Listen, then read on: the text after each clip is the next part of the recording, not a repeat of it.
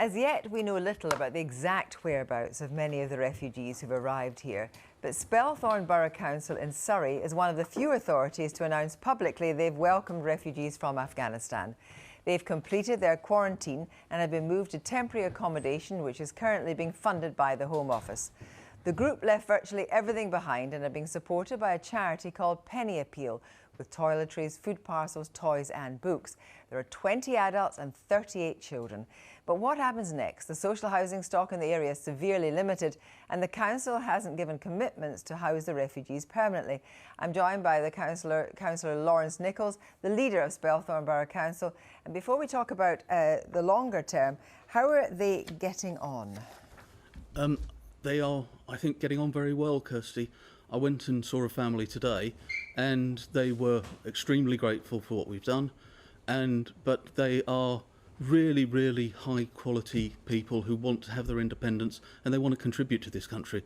These are not scroungers in any sense. No, but tell me, as well as these children, am I right in saying there's quite a few pregnant women? There are pregnant women, yes, one very shortly to give birth, we hope, and what we as a council are able to do is do the simple things that you and I think are simple, but are difficult for them, registering with GPs, setting up bank accounts, registering with the relevant authorities and this kind of thing, all of which are little to us, but makes so much of a difference to them, to their lives. So the Home Office calls you, you say yes, you'll take as many as you can, but what other backup has there been from the Home Office?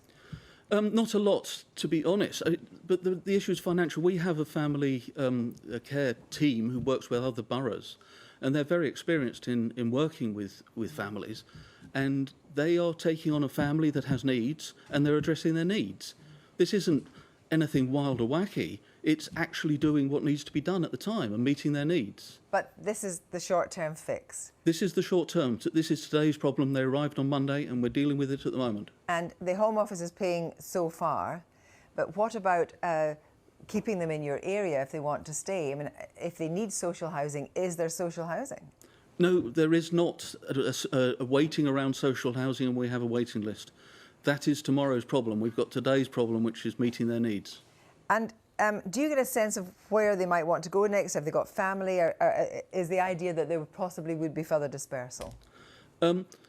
We don't know, is the short answer to that, but what there will be... I suppose you don't want to keep asking them lots of questions when they're pretty traumatised. I wouldn't say they weren't traumatised when I met them, but equally, no, they don't want to be asked that kind of question. They are being put in touch with Muslim charities, as we said, PennyAppeal, and with other groups where they will get to meet people, and there's a West London community which we will be wiring them into and getting them in touch with. The hope is very much that they find somewhere they want to go rather than us having to send them somewhere. And if they find somewhere to go, is your local authority ready to take on another group? We are committed to more than the current number that we have. We don't know the exact number, but it's towards 100 on the same arrangement. And we will do that. We'll meet that need because it's got to be done. Thank you very much indeed. Thank you.